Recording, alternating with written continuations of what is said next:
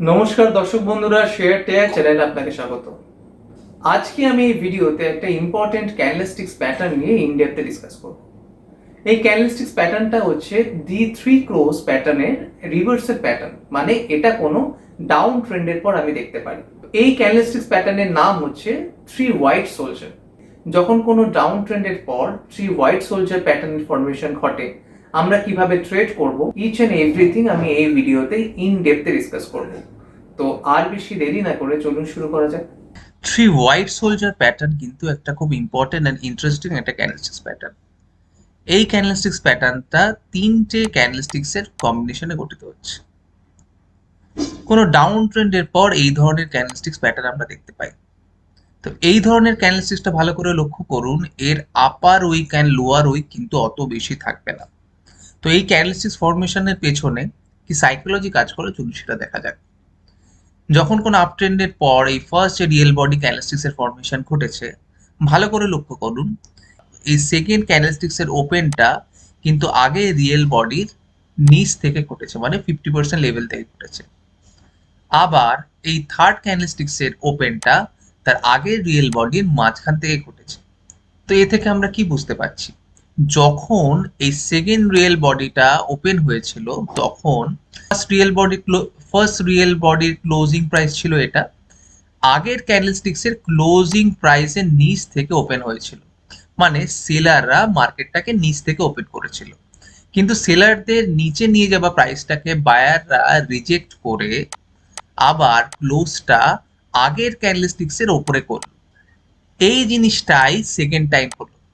Second টাইমও সেলাররা আগের ক্যান্ডেলস্টিক্স এর ক্লোজের নিচ থেকে প্রাইসটা শুরু করলো, কিন্তু বায়াররা তাদের নিয়ে যাওয়া প্রাইসটাকে রিজেক্ট করে ক্যান্ডেলস্টিক্সটা আগের ক্যান্ডেলস্টিক্সের ক্লোজের ওপরে ক্লোজ করে।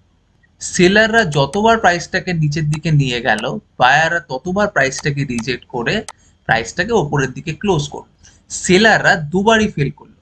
এরপরে মার্কেটটা আপ ট্রেন্ডে যাবার একটা ইন্ডিকেশন থাকলো, মানে আপ ট্রেন্ড বা একটা ফ্ল্যাট মার্কেট হবার একটা ইন্ডিকেশন থাকলো।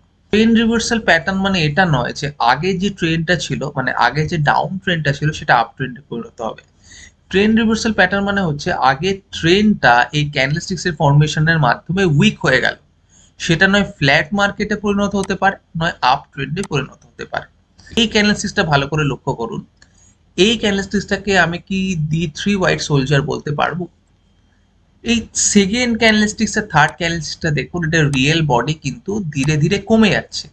তো রিয়েল বডি যখন ধীরে ধীরে কমবে, মানে কি বায়ারের স্ট্রেংথ কিন্তু কমছে, আর এর অনেক আপার উইক আছে। সো এই ধরনের ক্যান্ডেলস্টিক্সকে আমি থ্রি হোয়াইট সোলজার বলতে পারবো।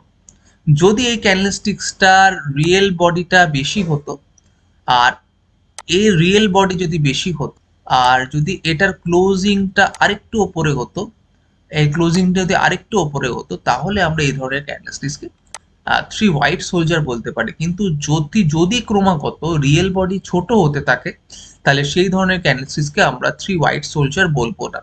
চলুন চার্টের মধ্যে দেখা যাক। দেখুন একটা ডাউন ট্রেন্ডের পর একটা বুলিশ এনগালফিং প্যাটার্ন, তারপরে থ্রি হোয়াইট সোলজারের ফরমেশন ঘটেছে। তারপর দেখুন মার্কেটটা ফ্ল্যাট মার্কেটে গিয়ে ওপরের দিকে মার্কেটটা এত রেজিস্ট্যান্স লেভেল অবধি ক্লোজ করেছে। সো আপনি যদি এখানে এন্ট্রি করেন আর যদি এখানে স্টপ লস দেন, এই তিনটে ক্যান্ডেলসের ইটসেলফ একটা থ্রি হোয়াইট সোলজার, আর এটা যদি আমার টার্গেট ওয়ান হয় রেজিস্ট্যান্স লেভেল অবধি, তাহলে আমি আমার টার্গেট এত অবধি অ্যাচিভ করলাম। এই ক্যান্ডেলসটা ভালো করে লক্ষ্য করুন, এটা একটা ইনভার্টেড হ্যামারের ভেরিয়েশন, আর এই দুটো ক্যান্ডেলস্টিক্স মিলে হচ্ছে একটা বুলিশ এনগালফিং প্যাটার্নের ভেরিয়েশন। তিনটে ক্যান্ডেলস্টিক্স ইটসেলফ একটা থ্রি হোয়াইট সোলজার প্যাটার্ন। এবার দেখুন প্রাইসটা উপরের দিকে আপ হয়েছে। তো এখানে আপনি যদি এখানে এন্ট্রি করেন আর যদি এখানে স্টপ লস দেন, তাহলে এইটুকু হচ্ছে আপনার রিস্ক, আর এই রেজিস্ট্যান্স লেভেল অবধি হবে আপনার রিওয়ার্ড, মানে আপনার টার্গেট।